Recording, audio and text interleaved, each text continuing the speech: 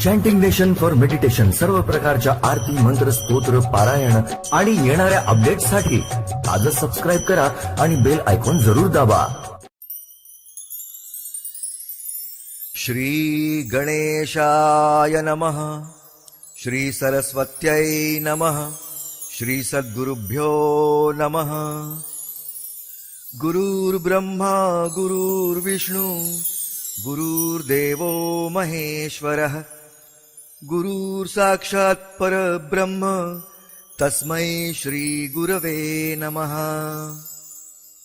ब्रह्मानन्दं परमसुखदं केवलं ज्ञानमूर्तिं द्वन्द्वातीतं गगनसदृशं तत्त्वमस्यादिलक्ष्यम् एकं नित्यं विमलमचलं सर्वधी साक्षिभूतं भावातीतं त्रिगुणरहितं सद्गुरुं तं नमामि.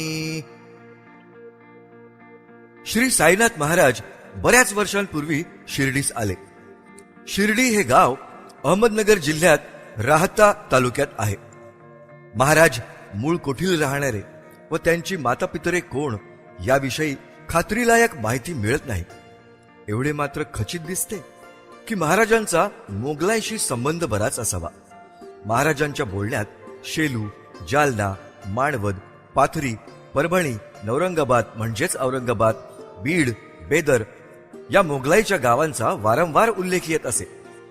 एकदा एक पाथरीचा गृहस्थ महाराजांच्या दर्शनास आला होता. त्याला महाराजांनी पाथरीची हकीकत विचारून तेथील बहुतेक ठळक ठळक गृहस्थांची नावे घेऊन त्यांच्याविषयी चौकशी केली. यावरून महाराजांना पाथरीची विशेष माहिती होती असे मानता येईल, पण त्यांचा जन्म तेथलाच असावा असे खात्रीलायक म्हणताही येत नाही. तसेच महाराज मूळचे ब्राह्मण होते की ते जन्मताच मुसलमान होते हे निश्चयात्मक सांगता येत नाही. किंबहुना त्यांच्या कित्येक भक्तांच्या मानण्याप्रमाणे ते अयोनिज होते की काय हेही सांगता येत नाही. महाराजांना अयोनिज मानणे हे भक्तेंतरांच्या दृष्टीला अशक्य वाटेल, पण हे प्रस्तुत लेखकाला वाटत नाही.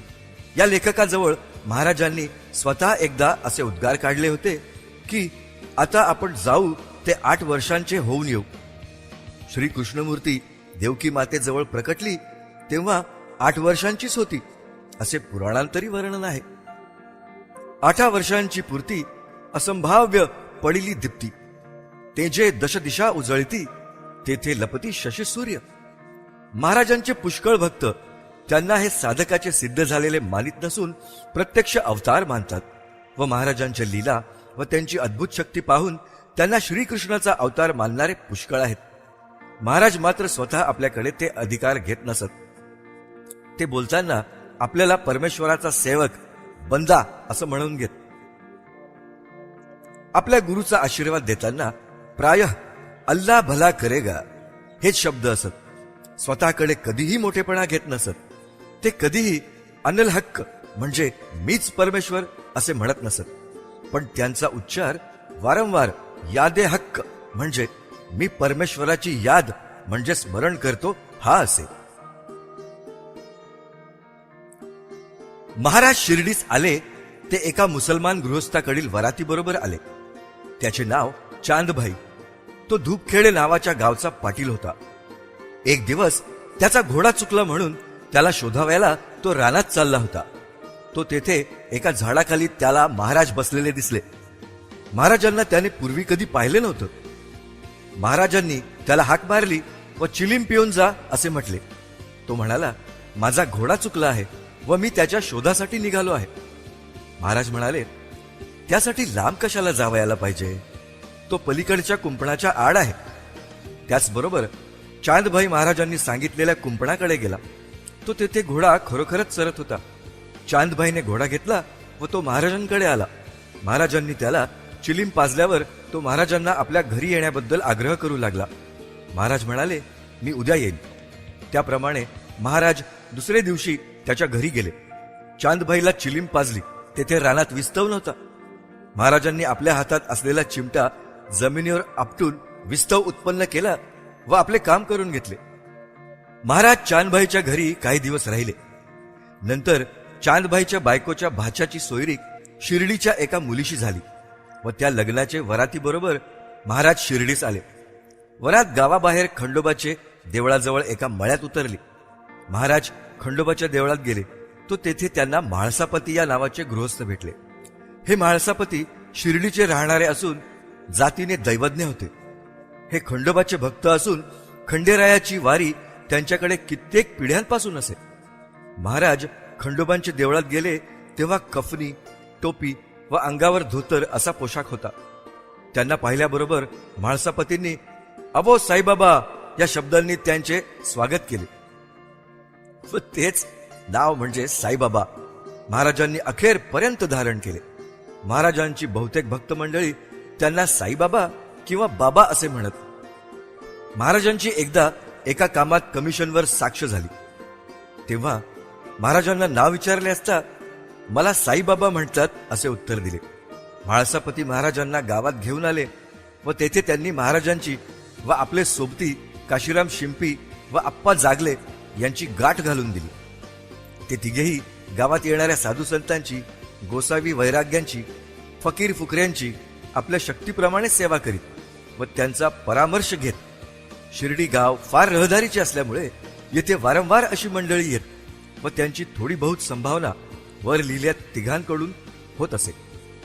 हे तिघेही काशीराम, आप्पा व म्हाळसापती महाराजांचे पूर्ण भक्त बनले. यापैकी काशीराम व आप्पा हे पुढे काही वर्षांनी वारले. काशीरामांनी आधी देह ठेवला व त्यानंतर काही वर्षांनी आप्पांनी देह ठेवला, पण दोघांनाही मरण समयी एकादशी लाभली. हरिभक्तांचे मरण हरिदिनीच होणे व त्याप्रमाणे या दोघांचेही झाले. काशीरामांनी महाराजांची सेवा अतिउत्तम तऱ्हेने म्हणजे खरोखरच तन मन धनाने केली. महाराजांची कफनी पूर्वी भगवी किंवा पांढरी असे.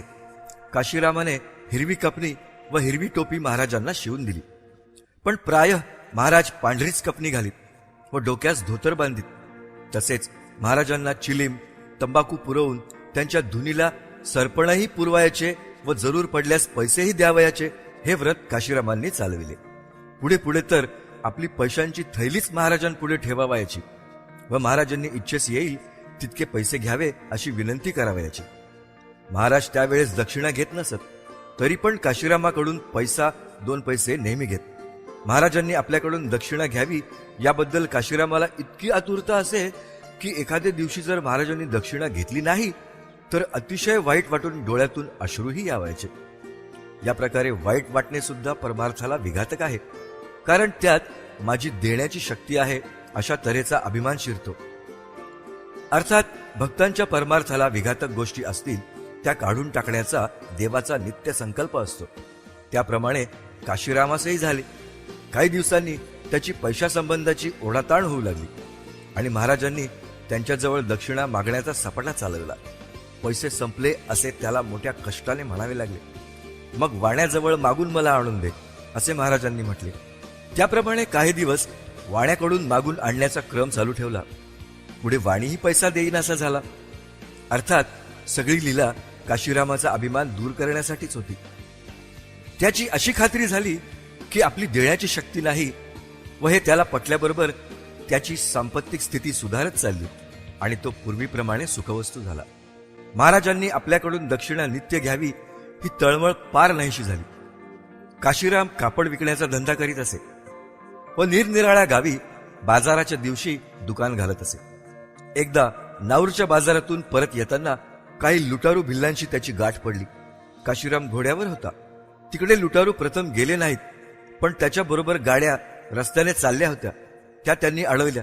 नंतर काशीरामाकडे त्यांचे लक्ष गेल्याबरोबर ते तिकडे धावून गेले. चोरांनी काशीरामाला लुटण्याची तयारी केली व त्याप्रमाणे काही सामानही घेतले. त्याला काशीरामाने हरकत घेतली नाही. पुढे त्या चोरांनी त्याच्याजवळ एक लहानशी गाठोडी होती, तिला हात घातला. चोरांना वाटले त्यातच काही डबोले आहे. खरोखरच त्यात नुसती पिठी साखर होती. काशीरामाला जानकीदास बाबा या नावाच्या सत्पुरुषाने मुंग्यांना साखर घालीत जावी असा उपदेश केल्यापासून काशीराम नेहमी साखर जवळ बाळगीत असे. अर्थात ती गठडी त्याला अत्यंत प्रिय होती व काय वाटेल ते हो, पण ती गठडी जाऊ द्यावाची नाही असा त्याने निश्चय केला. तितक्यात त्या चोरांपैकी एकाची तलवार पडली होती. तिकडे काशीरामाचे लक्ष जाऊन त्याने ती उचलली व त्या चोरांपैकी दोघांना त्याने ठार केले. इतक्यात तिसऱ्या चोराने मागाहून येऊन कुऱ्हाडीचा घाव त्याच्या डोक्यावर घातला. त्याबरोबर काशीराम बेशुद्ध होऊन प्रेतवत पडला. राहिलेल्या चोरांना काशीरामाचा प्राणांत झाला असे वाटून ते त्याला तेथेच टाकून चालते झाले.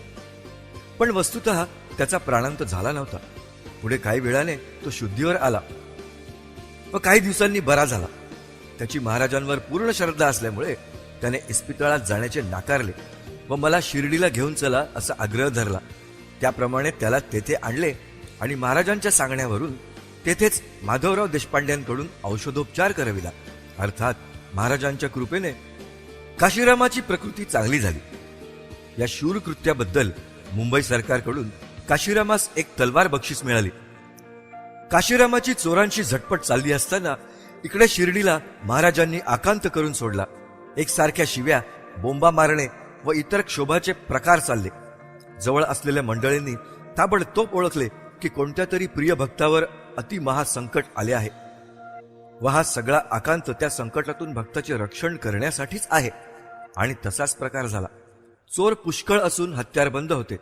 त्यांच्या तडाख्यातून काशीरामाने जिवंत सुटणे कोणालाही शक्य नव्हते. पण तारणाऱ्या पुढे मारणाऱ्याचे काय चालते. असो, काशीराम यानंतर काही वर्षे वाचला व शके 1830च्या चैत्र शुद्ध 11ला वारला. वर लिहिलेल्या तिघांपैकी म्हाळसापती बरेच दिवस हयात होते आणि ते भाद्रपद शके 1844 मध्ये वारले. त्यांचा व महाराजांचा अतिनिकट संबंध होता.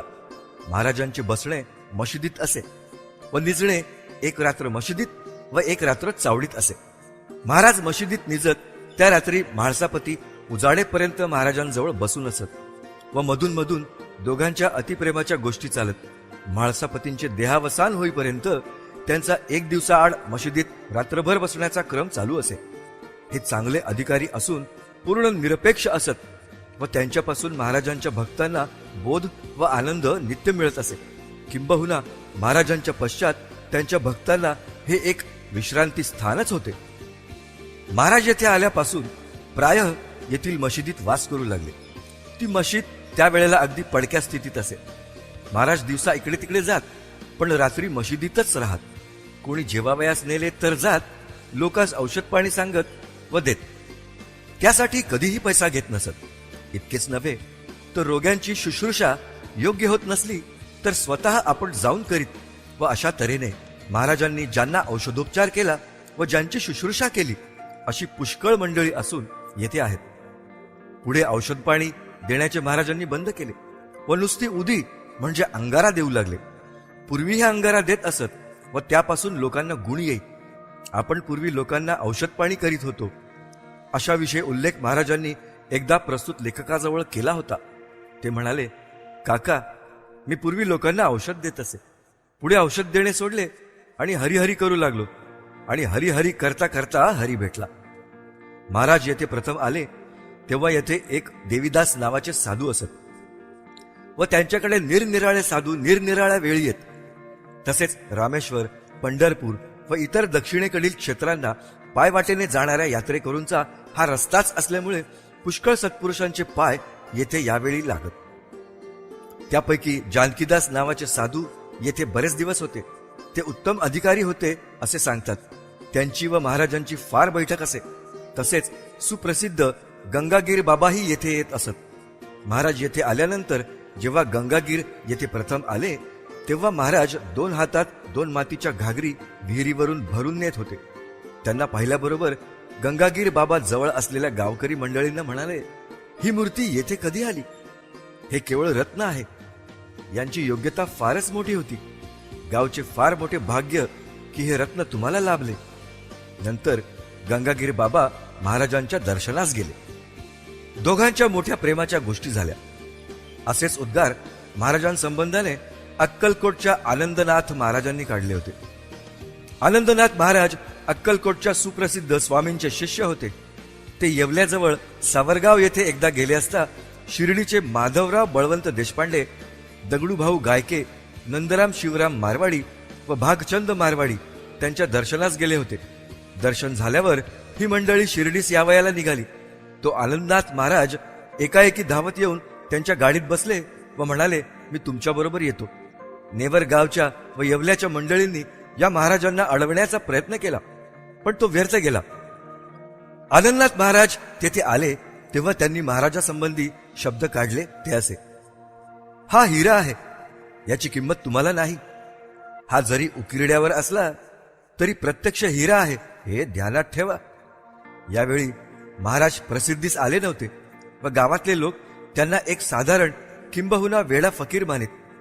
महाराजांची स्थिती यावेळेला फाटके तुटके नेसतो रे, मन मानेल तेथे बसतो रे, वेड्या वेड्या परी दिसतो रे, परी ब्रह्मांड गिळूनी असतो रे, अशी होती. महाराज कधी ओढ्यावर जाऊन बसत, कधी गाव कुसाजवळ असलेल्या एका लिंबाखाली बसत, कधी कोणाच्या मळ्यात जाऊन बसत, अंगावरील कपडे फाटके असत, कधी कधी उग्र रूप धारण करीत. या व अशाच वर्तनामुळे साधारण जनसमाजाला ते वेडेच वाटत. पण लवकरच लोकांचा भ्रम दूर झाला व महाराजांची योग्यता शिर्डीच्या लोकांना कळून आली. तो प्रकार असा उघडून आला. महाराजांना मशिदीत व देवळातूनही पुष्कळ दिवे लावण्याची हौस असे. अर्थात हौस असे हे व्यावहारिक दृष्टीचे बोलणे आहे. खरोखर पाहिले तर त्यांचे करणे कोणतीच हौस पुरवण्याकरता नसे, कारण त्यांना हौस उरलीच नव्हती, तर त्यात काहीतरी अन्य हेतू म्हणजे लोकांचे हित करण्याचाच असायचा. असो, या दिव्यांसाठी महाराज तेली वाणी यांच्या घरोघर जाऊन तेल मागून आणीत. काही दिवस त्यांनी महाराजांना तेल दिले. अर्थात ती व्यावहारिक माणसे किती दिवस तेल देणार. त्यांनी एक दिवस महाराजांना तेल नाही म्हणून सांगितले. त्यामुळे महाराजांच्या नित्यक्रमात थोडाच फरक पडणार होता. महाराजांनी पणत्यांमध्ये तेलाऐवजी पाणी घातले आणि नेहमीप्रमाणे काकडे घालून काडी ओढून ते पेटविले. महाराज ही तयारी करीत असताना लोकांना त्यांच्या वेडेपणाविषयी खात्री वाटू लागली. पण जेव्हा काडी ओढून काकड्यास लावल्याबरोबर ते पेटले व रात्रभर जळत राहिले, तेव्हा अर्थातच लोक थक्क झाले. ते महाराजांना शरण गेले व महाराजांची अवहेलना केल्याबद्दल क्षमा मागू लागले. कित्येकांनी तर महाराजांना निरनिराळ्या तऱ्हेने थोडे थोडे छळले होते. ते तर फारच घाबरले. पण महाराज पूर्ण दयाळू. अपकार करणाऱ्यांची सुद्धा उपेक्षा करावायची नाही, तर त्यांच्यावरही उपकारच करावायचे, हे महाराजांचे ब्रीद. तेव्हा अर्थातच कोणालाही भिण्याचे कारण नव्हते. सर्व लोकांवर महाराजांचे प्रेम असून त्यांचे पुत्रवत प्रतिपालन महाराज करीत. गावावर कोणतेही संकट यावयाचे असले की महाराजांनी त्याची आगाऊ सूचना द्यावायची व महाराजांचे सांगण्याप्रमाणे जे वागत ते निर्भय होत. सगळ्या गावची जरी महाराजांवर श्रद्धा बसली तरी महाराजांशी निकट संबंध फारच थोड्या लोकांचा असे. महाराजांच्या प्रखर वृत्तीमुळे त्यांच्याशी फाजील सलगी करण्याची कोणाची हिंमत होत नसे आणि मशिदीत लोकांचे जाणे येणे फार कमी असे. या वेळेला येथील देशपांडे घराण्यांपैकी माधवराव बळवंत यांचे जाणे येणे विशेष होऊ लागले. मशिदीच्या आवाराला लागूनच एक लहानसे घर होते. तेथे त्यावेळी मराठी शाळा असे. त्या शाळेत माधवराव हे मास्तर होते व त्यांनी वेळोवेळी शाळेतून मशिदीत जाण्याचा पाठ पाडला. तेथे गेले म्हणजे चिलीम भरून आपण ओढाव्याची आणि महाराजांना ओढायला लावायची. कोणत्याही कारणाने का होईना माधवरावांची महाराजांची सलगी होऊ लागली आणि माधवरावांचे मन महाराज आकर्षण करू लागले. काही वर्षांनी माधवरावांनी सर्व धंदे सोडून केवळ महाराजांची व त्यांच्या दर्शनास येणाऱ्या मंडळींची सेवा हाच एक धंदा पत्करला. या सेवेबद्दल मोबदला म्हणून माधवरावांनी कधीही मागितली नाही. अजूनही यांचा आणि महाराजांच्या भक्तांचा निकट संबंध आहे आणि त्यांचा पुष्कळ मंडळींना आधार वाटतो व कित्येक भक्त तर अधिक उणे काही निघाल्यास माधवरावांच्या सल्ल्याशिवाय पुढे पाऊल टाकीत नाहीत. महाराज शिर्डी सोडून बहुत करून कोठे जात नसत. मात्र कधी कधी निम गावास बाबासाहेब डेंगळे या नावाचे महाराजांचे भक्त असत, तिकडे जात व कधी राहत्यास चंद्रभान शेठ मारवाडी यांच्याकडे जात. चंद्रभान शेठ वारल्यावर त्यांच्या दुकानाचा कारभार खुशालचंद शेठ पाहत असत. या खुशालचंदजींना महाराज वारंवार बोलावणे धाडीत व कोणी राहत्याचा माणूस आला की त्याला खुशालचंद भेटला होता का म्हणून विचारित. असो, बाबासाहेब डेंगळे यांचे बंधू नानासाहेब डेंगळे जाळी निमगाव येथे राहत असत.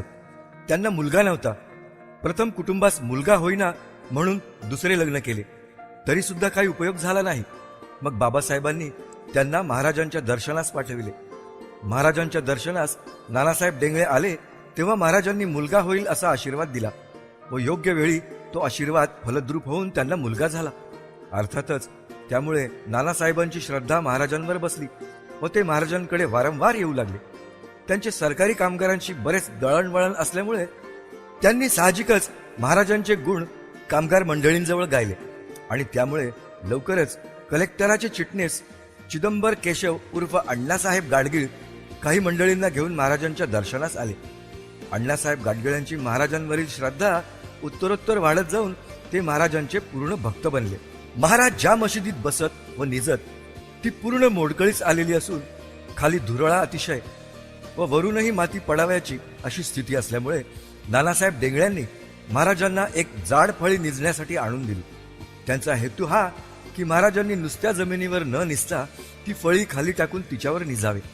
महाराजांनी त्या फळीचा उपयोग निजण्यासाठी केला, पण प्रकार निराळा केला.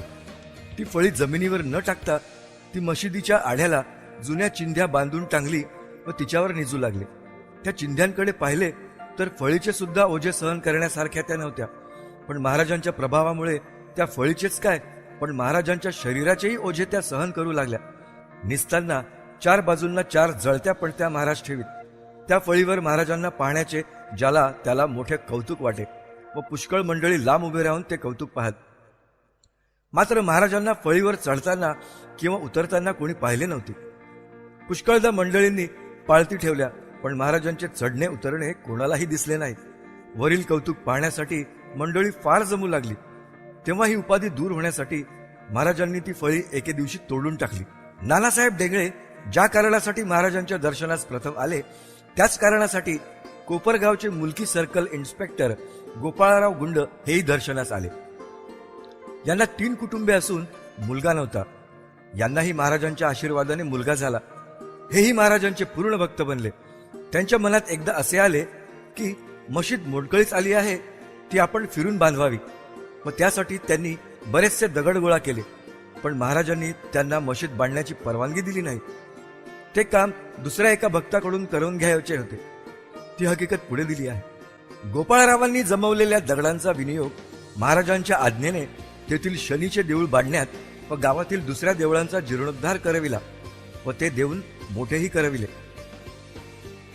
जसे गावातील देवळांकडे महाराजांचे लक्ष असे, तसेच येथील तुरबतीकडे सुद्धा महाराजांचे लक्ष असे.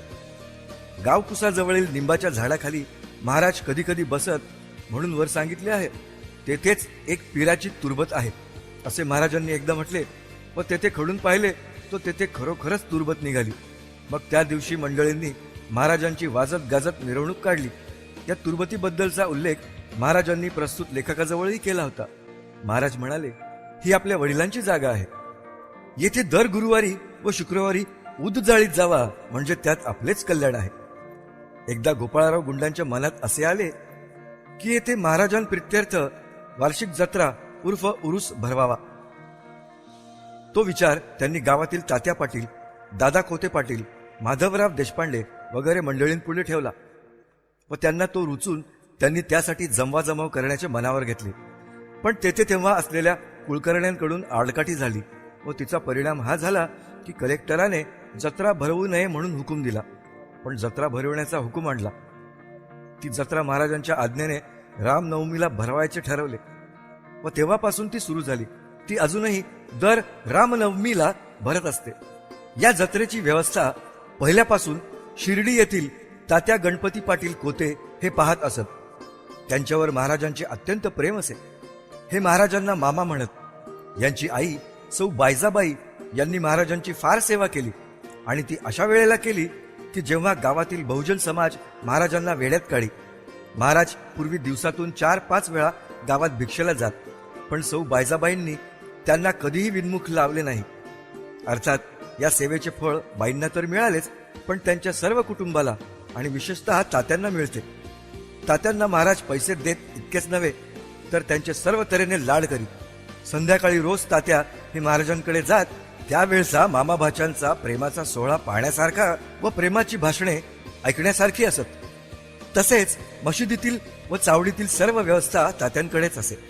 तात्यांनी येऊन उठवल्याशिवाय महाराज उठत नसत व तात्यांनी महाराजांना हाती धरून नेऊन तेथे महाराजांसाठी आसन घालायचे व त्यावर महाराजांनी बसायचे असा क्रम असे. चिलीमही तात्यांनीच भरून द्यायची. रामनवमीच्या जत्रेच्या वेळी म्हणजे खुद्द रामनवमीच्याच दिवशी 2 मोठ्या निशाणांची थाटाची मिरवणूक निघून मशिदीत जात असे व तेथे ती 2 निशाणे 2 टोकांना बांधली जात. त्यापैकी एक निशाण शंकरराव रघुनाथ देशपांडे उर्फ नानासाहेब निमोणकर याचकडून येत असे व दुसरे नगरचे दामुशेठ कासार यांच्याकडून येत असे. नानासाहेब निमोणकर हे निमोणचे देशपांडे होते. निमोण गाव संगमनेर तालुक्यात आहे. नानासाहेब तालुक्यात पुढारी गृहस्थांमध्ये मोडत असून सरकारने त्यांना ऑनररी मॅजिस्ट्रेट नेमले होते व ते काम त्यांनी पुष्कळ वर्ष केले. शेवटी वृद्धापकाळ झाला म्हणून ते त्यांनी सोडले. त्यांचे चुलते येथे राहत असत व ते कधी कधी येतच. येथे आले म्हणजे चुलत्यांच्या सांगण्यावरून महाराजांच्या दर्शनास जात. हळूहळू महाराजांवर त्यांची श्रद्धा वाढत चालली आणि शेवटची 3 वर्षे तर त्यांनी महाराजांच्या अखंड सेवेतच घातली. फक्त स्नान संध्यादी नित्यकर्म उरकण्यापुरते घरी जात. बाकी सारा वेळ महाराजांच्या सेवेत तत्पर असत. साठी उलटून गेली होती तरी महाराजांची सेवा करताना आळस किंवा विश्रांतीची इच्छाही कधी त्यांना शिवली नाही. महाराज त्यांना काका म्हणून हाक मारीत. महाराजांच्या पश्चात हे फार दिवस राहिले नाहीत. लवकरच त्यांनी महाराजांनी आपल्या पायापाशी नेले. महाराजांच्या कृपेने त्यांना अंत उत्तम झाला. शेवटचे 3 दिवस त्यांना जिकडे तिकडे महाराज दिसत व जो जवळ येई त्याला साईबाबा बाबा असे म्हणत. स्वतःच्या कुटुंबालाही या साईबाबा असे म्हणत. कुटुंबाला वाटले यांना काही भ्रम झाला असेल आणि म्हणून कुटुंबाने म्हटले, मी बाबा नव्हे, आपली पत्नी आहे. त्यावर ते म्हणाले, तुझ्यात कोण बाबाच आहेत, तू बाबाच आहे. अशा तऱ्हेने महाराजांच्या अखंड स्मरणात त्यांचा अंत झाला. रामनवमीच्या वेळी दुसरे निशाण येते ते दामोदर सावळाराम उर्फ दामुशेठ कासारांचे. हे वर सांगितलेलेच आहे. यांना 2 कुटुंबे असून एकापासूनही पुत्रसंतती नव्हती व त्यामुळे ते फार खंत करीत असत. त्यांना एकदा माधवराव देशपांडेंचे सासरे गोविंदराव सापकर यांनी येथे येऊन महाराजांचा आशीर्वाद घ्यावा असे सुचवले. त्याप्रमाणे ते आले. महाराजांनी आशीर्वाद दिला व त्या आशीर्वादाप्रमाणे त्यांना मुलगा झाला. अर्थात त्यांची निष्ठा महाराजांवर बसली व तेव्हापासून रामनवमीला नवीन निशाण आणावायचे व त्या दिवशी येथे फकीर जमले असतील त्या सगळ्यांना जेवू घालायचे.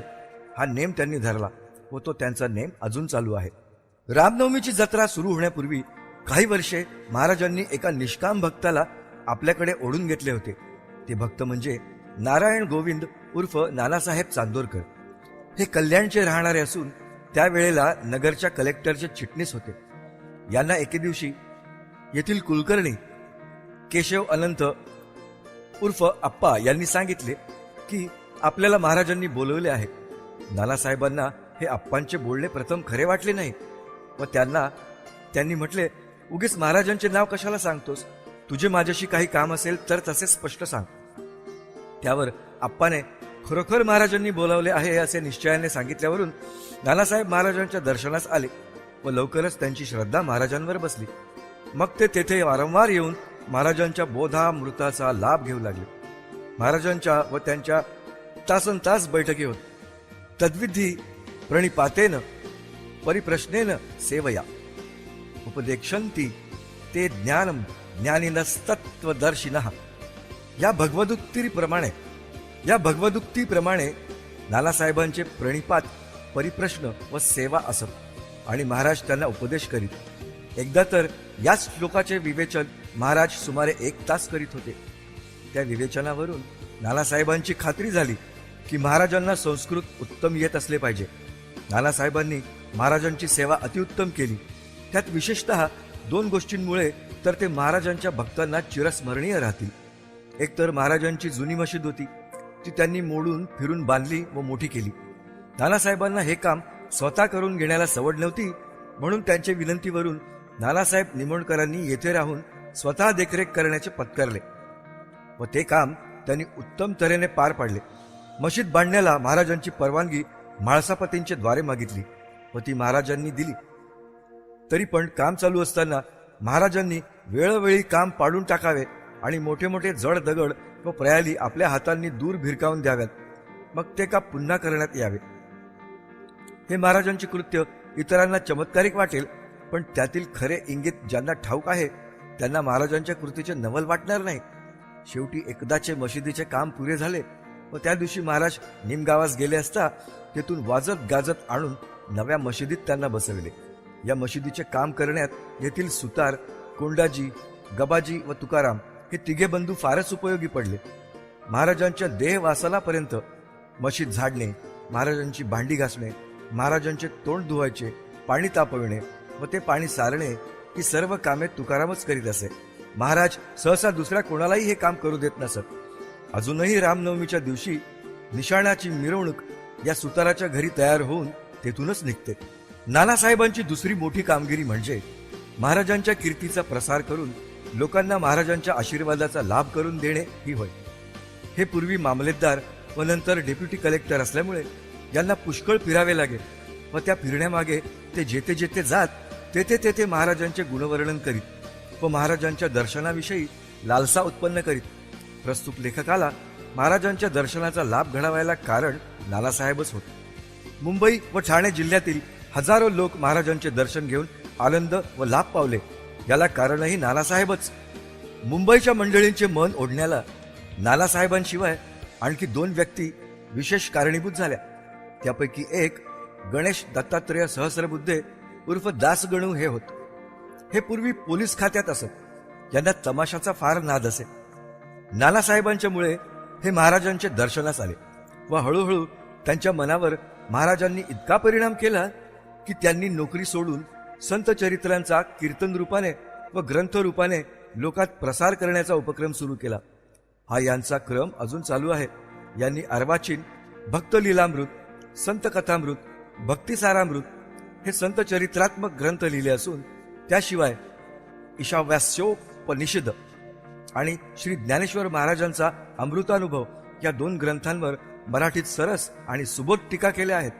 याशिवाय यांचे आणखीही ग्रंथ आहेत. नानासाहेब चांदोरकरांनी यांना मुंबईस नेऊन त्यांच्या भक्तिरस परिलुप्त कीर्तनांचा व तद्वारा महाराजांच्या गुणश्रवणाचा लाभ मुंबईकरांस करून दिला. यांच्या कीर्तनामुळे मुंबईची व मुंबईच्या आसपासची पुष्कळ मंडळी महाराजांचे दर्शन घेण्यास आतुर झाली व दर्शनास गेली. वर उल्लेख केलेली दुसरी व्यक्ती म्हणजे प्रस्तुत लेखक. यांचेही या सुमारास महाराजांच्या चरणाजवळ पुष्कळ राहणे होऊ लागल्यामुळे मुंबईच्या सार्वजनिक चळवळीतून त्यांचे अंग साहजिक निघाले व तो बाबा म्हणजे वैरागी संन्यासी वगैरे झाल्याचे पारशी व इतर पत्रांतून छापून आल्यामुळे ज्यांच्यामुळे हे स्थित्यंतर झाले त्यांचे दर्शन घेण्यासाठी काही मंडळी आली. एकंदरीत 1910 पासून महाराजांच्या दर्शनास येणाऱ्यांची संख्या बरीच वाढत गेली.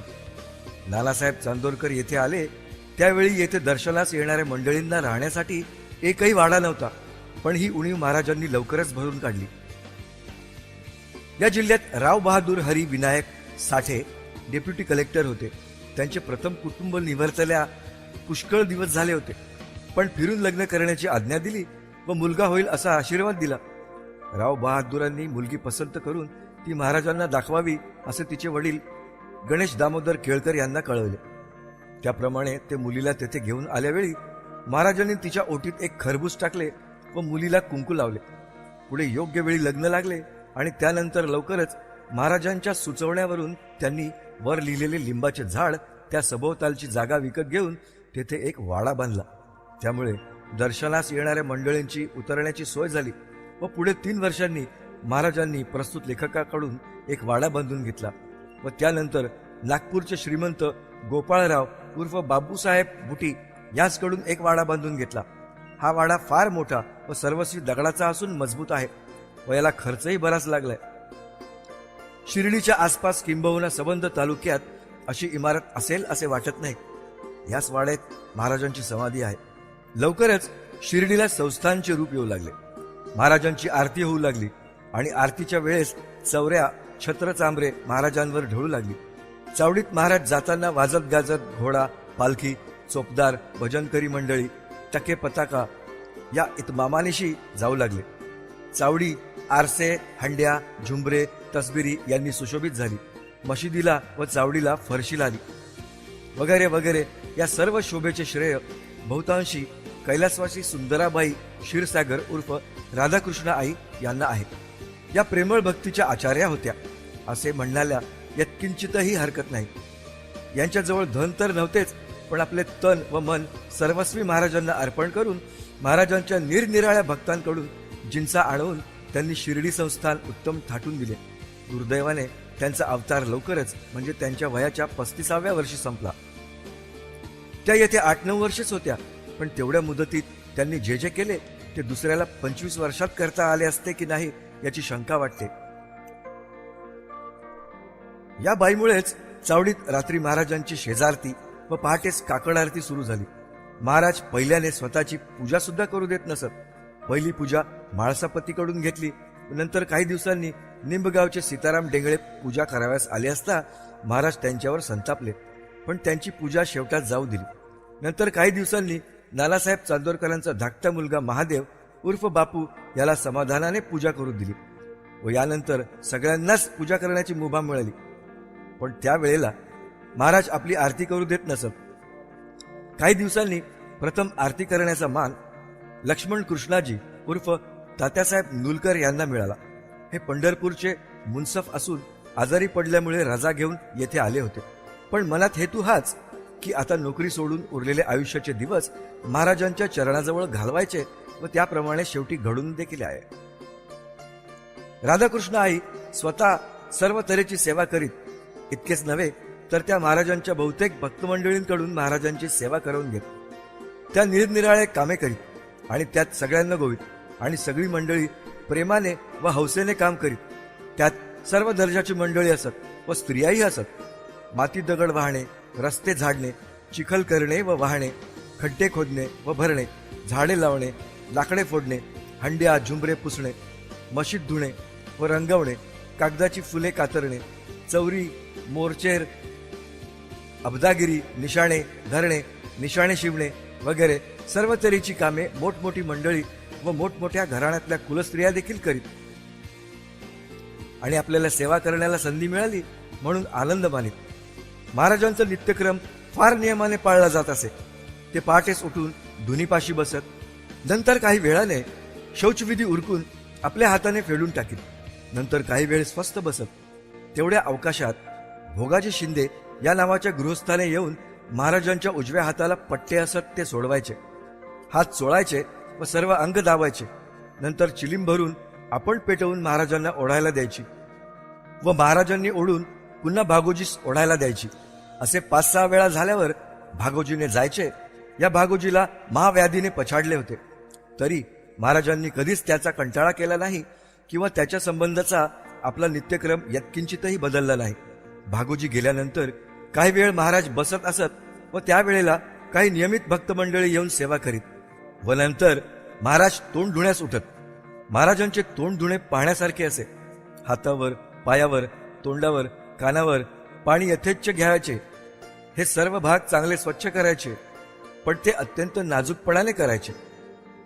श्री एकनाथ महाराजांनी वर्णन केल्याप्रमाणे रोम रगडतील संपूर्ण या लागी न करी अंगमर्दन एवं स्वदेहाचे देहपण भूतहिंसे भेणे अहम त्वा नाणी. असाच प्रकार स्नानाच्या वेळेसही असे. तोंड धुणे झाल्यावर बाबा गावात भिक्षेला जात. भिक्षेसाठी नेमक्या 5 ठिकाणी जाऊन एके ठिकाणी उभे राहत. भाकरी व कोरड्यास काय येईल ते घ्यावयाचे. मग मशिदीत आल्यावर थोडेसे खायचे. खाणे झाल्यावर काही वेळ बैठक व्हायची. त्यावेळी बरीच भक्तमंडळी जमत असत व महाराज गोष्टी रूपाने बोध करीत. कधी कधी याच बैठकीच्या वेळी केळी, पेरू, आंबे विकत घेऊन मंडळींना महाराज वाटीत. आपल्या हाताने खाऊही घालीत. आपल्या हाताने खाऊ घालीत म्हणजे केळी आपल्या हाताने सोलून देत, पेरूचे आपल्या हाताने तुकडे करून देत व आंबे स्वतः चोळून देत. या बैठकीनंतर महाराज लेंडीवर जात व तेथे साधारण 1 तास राहत. लेंडीवरून परत आल्यावर 3ऱ्या प्रहरचे 2 वाजेपर्यंत मशिदीत असत. तितक्या वेळात मंडळींकडून महाराजांची पूजा अर्चा, आरती वगैरे होत असे. नंतर महाराजांचे जेवण झाल्यावर महाराज पुन्हा लेंडीवर जात. तेथून सुमारे पाऊण तासाने परत येत व मग संध्याकाळपर्यंत पुन्हा मशिदीत बसत. संध्याकाळी थोडे बाहेर पडत व लगेच पुन्हा मशिदीत येऊन बसत. सर्वसाधारण बैठकी दिवसातून 3 होत. एक सकाळी न्याहारीनंतर, दुसरी लेंडीवरून परत आल्यावर व तिसरे प्रहरी 5 वाजायच्या सुमारास. तिन्ही बैठकींच्या वेळी गोष्टी रूपाने महाराज बोध करीत. महाराजांच्या बोलण्यात तेथे त्यावेळी असलेल्या निरनिराळ्या मंडळींच्या मनात घोळत असलेल्या निरनिराळ्या बाबींसंबंधाने खुलासे होऊन जात. महाराज गहन वेदांत विषयांचे प्रकट रीतीने विवरण करीत नसत किंवा उपनिषदांवर प्रवचन देत नसत. त्यांचा उपदेश मुख्यतः नैतिक असे. शिष्याची भूमिका शुद्ध करून मग त्या ज्ञानाचे बीज पेरायचे ही सद्गुरू शास्त्रोक्त वहिवाट आहे. तसेच महाराजही करीत. म्हणून त्यांची उपदेश सर्वसाधारण नीतितत्वाचाच असे. पण या उघड शाब्दिक बोधापेक्षा असंख्य पटीने मौल्यवान असा अनुभव रूपाने बोध महाराजांपासून मिळत असे व त्यामुळेच महाराजांकडे श्रद्धेने येणाऱ्या भक्तांचे अतिउच्च प्रतीचे हित होत असे. महाराजांकडे येणाऱ्यांमध्ये सकाम भक्तांचेच प्रमाण फार मोठे असे. पण महाराज त्यांची कामना पुरवून त्यांचे मन आत्यंतिक हिताकडे बेमालूमपणे वळवीत. महाराजांचा अवतार लोकांच्या उद्धारासाठीच होता व त्यांनी सगळ्यांचे हितच केले यात तीळ मात्र शंका नाही. त्यांच्या लीलांचे व गुणांचे यथार्थ वर्णन होणे अशक्य आहे. येवा अनंतस्य गुणान अनंतान अनुक्रमिष्यन् सतु बालबुद्धे रजांसी भूमेर गणयेत कथांचित कालेन नैवाखिल शक्ती थांबना. तरी पण महाराजांच्या लीलांचा शक्य तेवढा संग्रह झाल्यास तो सर्वांना हितप्रद होईल अशी पूर्ण खात्री आहे. असा हा संग्रह श्री गोविंद रघुनाथ उर्फ अण्णासाहेब दाभोळकर यांनी केला असून त्यापैकी बराच भाग त्यांनी ओवीमध्ये ग्रंथित केला आहे. या ग्रंथाची सुरुवात महाराज देहधारी असताना त्यांच्या प्रत्यक्ष अनुज्ञेने झाली असून ग्रंथ फारच प्रेमळ व हृदयंगम झाला आहे व तो महाराजांच्या भक्तांनाच नव्हे तर इतर लोकांना सुद्धा हितकारक होईल यात शंका नाही. यातील ओव्या एकनाथ महाराजांच्या ओवीच्या धाटणीवर असून ग्रंथ वाचत असताना नाथ महाराजांच्या वाणीचे वारंवार स्मरण होते. सारांश म्हणजे हा ग्रंथ श्री साईनाथ महाराजांच्या प्रसादाचे फळ आहे ही साक्ष पदोपदी पटते. शेवटी या ग्रंथापासून महाराजांच्या भक्तांना व इतर भाविक वाचकांना आनंद व बोध प्राप्त होवो आणि त्या योगाने त्यांचे महाराजांच्या ठिकाणी अधिकाधिक श्रद्धा वाढो अशी महाराजांची प्रार्थना करतो. आणि त्याप्रमाणे श्री साई सच्चरित्र ओविबद्ध ग्रंथ नक्की नक्की वाचा. श्री सच्चिदानंद श्री साईनाथ महाराज की जय.